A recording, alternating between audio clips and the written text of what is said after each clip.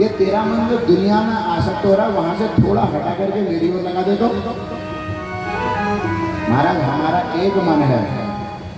गोपियों ने क्या कहा, ऊधो मन न भये दश वीस, एक हतोष गयो श्याम संग को अवरावे। अरे उद्धव, हम इस मन को शांत कर देती, कोई बड़ी बात होना थी। अरे उद्धव, ये मन तो एक ही है, पर एक हतोष गयो श्याम संग, हाँ एक ही श्याम के साथ चले गए। अब तो अवरावे इस हम क्या करें, अब विरह होना तो स्वाभाविक है, इसलिए हम रो रही हैं। आप बाबा जब इतनी बड़ी बात कही ना तो उद्धव जी का जो ज्ञानाभिमान था वो सब गायब हो गया। श्रीमद् भागवत का बड़ा मधुर प्रसंग है, कभी सुनाएंगे आपको। तो देखो गोपियां कैसी हैं, बोले मैया सक्षमना।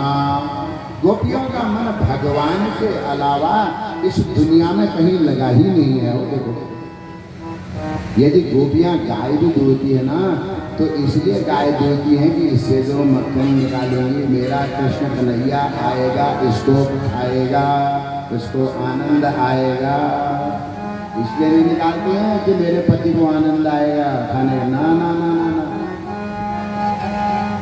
गोपियां यदि अपने घर में झाड़ू लगाती हैं, लीपती हैं ना, अब लीपने वाली बात को आप लोग समझोगे जो पुराने लोग हैं, गाय के गोबर से पहले घरों को लीपा जाता है, इसलिए लीपती थी कि मेरा कन्हैया आएगा तो उसके पाँव में कोई गंदगी न लग जाए, स्वच्छ रहे। ये देखो, इसलिए घर का झाड़ू भी इसलिए लगाती थी। कहने का मतलब यह है कि गोपियां जो भी काम करती थी मात्र मेरे मालिक को प्रसन्न करने के लिए करती थी, इसके अलावा गोपियों का कोई दूसरा उद्देश्य नहीं है। कभी गलती से किसी स्त्री को गोपी माँ को कहना पाप लग जाएगा। गोपी का मतलब क्या होता है, गोभी इंद्रिय नित्य कृष्ण रसम पिबति इति गोपी, जो अपने आँख नाक कान मन सबसे हमेशा कृष्ण चंद्र परमात्मा का ही कथाओं का रसपान करते रहते हैं, उनको गोपी कहते हैं।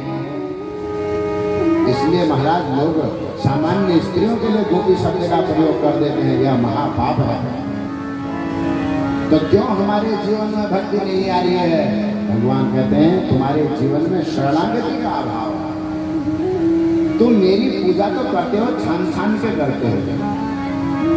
सज्जनों, जब हम पूजा करते हैं ना तो हमको, हमारी स्थिति तो ऐसी है, हम आज मूंगफली को लगाते हैं और कल खेत में जाकर के उसको खोदने लग जाते हैं, कहीं मूंगफली हो तो नहीं गई होगी। हाँ, एक बार बंदर को किसी ने मूंगफली लगाने के लिए दे दी, आज शाम बंदर ने मूंगफली लगाई, कल सुबह उसे खोदने चले गए, बोले मैं कुछ मूंगफली खोद के ले आता हूँ। कहने का मतलब क्या है? कहने का मतलब ये है, यदि तुम भगवान की भक्ति करोगे तो तुम ये मत समझना कि हमारे जीवन में कुछ अच्छा नहीं हो रहा है, जरूर अच्छा होगा, इस बात को निश्चित समझ लो। थोड़ा धैर्य तो धारण करो ना, इतनी जल्दी अचानक कैसे हो जाएगा बताओ? अरे पंडित जी आपने ये करा तो मेरा भला नहीं होगा, होगा तुम्हारा भला अवश्य होगा। यदि आसमान को पत्थर फेंकोगे तो तुम्हारे सिर में वो अपने आप ही आएगा। इसलिए यदि तुम भगवान की पूजा करोगे तो तुम्हारा भला जरूर होगा, इस बात पर तुम्हारा विश्वास होना चाहिए। इसलिए भगवान कहते हैं मैया सक्षमना पार्थ। अरे अरे साधक, तू थोड़ा मेरे अपने मन को मेरी ओर तो लगा। देखो पार्वती मैया कैसी है। नारद जी गए, सप्तऋषि गए, ब्रह्मा गए, विष्णु गए, सप्त ऋषियाँ गए, सप्तर्षियों की पत्नियाँ गई पार्वती मैया की प्रशंसा, पार्वती मैया के पास उनकी योग्यता के लिए वो करने, योग्यता को देखने के लिए। और शंकर भगवान के बारे में हमने पता नहीं क्या क्या कहा, पर पार्वती मैया ने क्या कहा, हमरे जान सदा शिव योगी, है ना। और हमको कोई एक छोटी सी बात कह दे, उन्होंने कहा तुम शिव जी की पूजा कर रहे, नहीं इनमें बल नहीं है, थोड़ा कृष्ण कन्हैया की करा करो, हो गया, हम छोड़ देते हैं। अच्छा अच्छा, उसने कहा हम छोड़ देते हैं। ऐसा नहीं करना है। जो भी पूजा करो, पाठ करो, जप करो, साधन करो, पूरी निष्ठा से करो। अरे भाई निष्ठा तो हो। ये भगवान धोखे में है, ये भक्त किसका है? अच्छा एक बात बताओ, मैं इतने दिन कथा माया कभी आपने मुझे खड़ा तिलक लगाए हुए देखा? देखा? कभी नाक से तिलक लगाए हुए देखा? अच्छा आपने जैसे देखा होगा मुझे एक ही स्वरूप देखा होगा मेरा, कोई बदला तो नहीं मेरा स्वरूप? नहीं बदला। हाँ देखो, मनुष्य का स्वरूप भी नहीं बदलना चाहिए, उसकी साधना भी नहीं बदलनी चाहिए। मेरा भला होगा तो महादेव की पूजा करने से होगा, नहीं होगा तो कोई बात नहीं। पहले इस बात को तो निश्चित करो। अरे भगवान आपको अपना भक्त माने कैसे?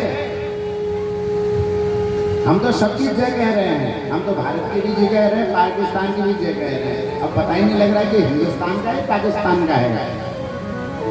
पहले ये निर्धारण कर लो कि हम शिव के भक्त हैं, तो तुम्हारे जीवन में समस्या उत्पन्न हो जाएगी तो शंकर भगवान दौड़े दौड़े चले आएंगे। पर निश्चय हो जाना चाहिए हो, बस निर्धारित कर लो, हे शंकर भगवान आज से मैं आपकी ही भक्ति करूंगा। मुझे यदि स्वर्ग मिलेगा तो आपकी भक्ति करके मिलेगा, और यदि नरक मिलेगा तो आपकी भक्ति करके मिलेगा। ये उपनिषद ने यही तो कहा। मुझे इस संसार में जो भी मिले है शंकर भगवान, आप मुझे मीठा फल दो, आप मुझे खट्टा फल दो, आप मुझे कड़वा फल दो, हे शंकर भगवान जो आप दोगे खाऊंगा तो मैं वही, इसके अलावा तो मुझे कुछ नहीं चाहिए। ये हुआ, पक्का करो। मैया सक्षमना पार्थो, अपने मन को बिल्कुल मजबूत कर लो, तो बस भगवान के चरणों में लगा दो। आंख बंद करो तो आपको जटाजूटधारी मेरे मालिक ही दिखनी चाहिए, उसके अलावा कोई दूसरी मूर्ति आपके मन में दिखनी नहीं चाहिए। यदि आप अपने इष्ट को प्रसन्न कर लोगे ना तो आप सब कुछ कर सकते हो।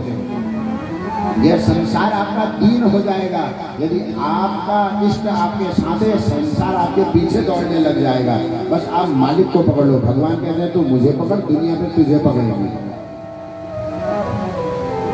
देखो भाई, आंख बंद करो तो हमें अंधेरा नहीं दिखना चाहिए। आंख बंद करते ही मेरे जीवन में यदि कोई समस्या है तो आंख बंद करते ही मुझे मेरा इष्ट दिखना चाहिए। कैलाश लोक में बैठे हुए मेरे भोलेनाथ दिखने चाहिए। बागम धारण कर रखा हमने, गले में सर्प है, मस्तक में त्रिपुंड लगाया हुआ, भस्म भूष में है, और जटाजूटधारी, और जटाओं के ऊपर गंगा विराज रही है, और चारों योगी बैठे हैं, और मेरे महादेव उनको क्या कर रहे हैं, बड़े वेदांत का उपदेश कर रहे हैं। ऐसे अपने प्रभु की छवि को हृदय में देखो तो सही, आंख बंद करके देखो तो देखो वह परमात्मा तुम्हें कैसे तुम्हारे जीवन में फिर सारे सब कुछ सद्गुण दे देता है, तुम्हें सब कुछ तुम्हें दे देता है। पर नारायण आंख बंद करते ही